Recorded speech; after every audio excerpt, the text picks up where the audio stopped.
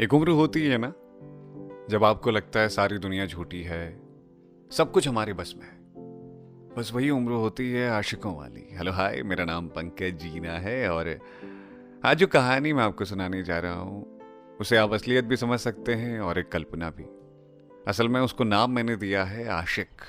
तो ये कुछ इस तरह से है कि आशिक जानते हैं आप, वो जो मोहब्बत करते हैं, इश्क में फना हो जाते हैं, जिनको आसपास कुछ दिखाई नहीं देता, बस वैसा ही आशिक था वो। ये 15 से 18 तक की उम्र ऐसे आशिकों की ही होती है जिनको प्यार के अलावा ना तो कुछ सुनाई देता है ना कुछ दिखाई देता है।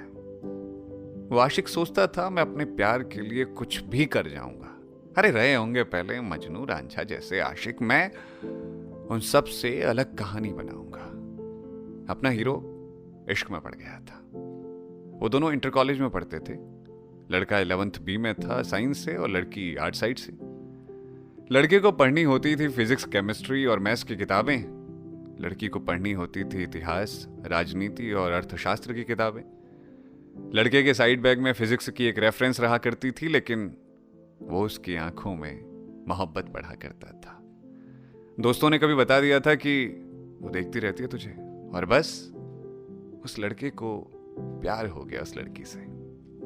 अब ये जो छोटा शहर होता है, सरकारी स्कूल होता है और इश्क की बातें होती हैं, ये उस हीरो की जिंदगी में आ जाती हैं। वो चाहता था बस एक बार बात हो जाए यार उससे। मंदिर में जाकर वो प्रार्थना करता था कि भगवान मुझे बस मेरा प्रेम दिला दो, उसे भी एहसास हो जाए मेरे प्रेम का। एक दिन उसकी नजरों को देखते हुए लड़की की एक सहेली ने पकड़ लिया। उसने लड़की को बताया तो अब दोनों तरफ से नजरों का मिलना शुरू हो गया।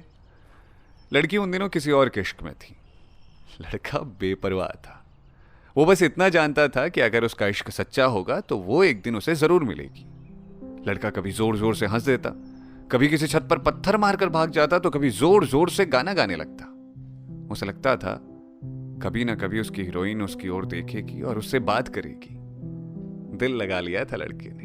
अब इश्क में इंतजार तो करना ही होता है। तो इंतजार लड़का करता रहा और मोहब्बत की कहानियां बुनता रहा। लड़का फिजिक्स के लैब में होता तो उसे बर्नौली के थ्योरम से लेकर न्यूटन के लॉ बोझ लगने लगते। वो सोचता मौका मिले और वो बस पहुंच जाए अपनी महबूबा को देखने।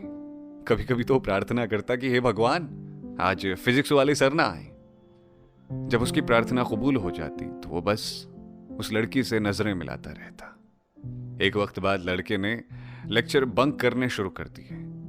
केमिस्ट्री की क्लास के केमिकल बॉन्ड में उसे अपनी मोहब्बत के बॉन्ड नजर आते।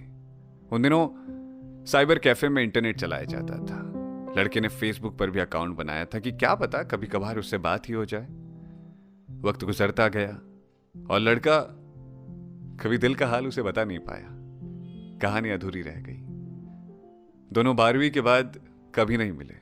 सुना है लड़का अब अपने शहर से बहुत दूर रहता है और लड़की का तो खैर कभी पता ही नहीं चला। कई कहानियां शुरू तो बड़ी मोहब्बत के साथ होती हैं, बड़े जोश के साथ होती हैं, लेकिन वक्त के साथ सब कुछ ढल जाता है और वो आशिक भी रह जाता है कहीं दूर। फिर बस कहानियां रहती हैं, कहने को, सुनाने को, बताने को।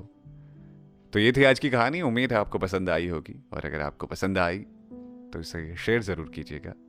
बाकी मोहब्बत करने के लिए शुक्रिया, धन्यवाद।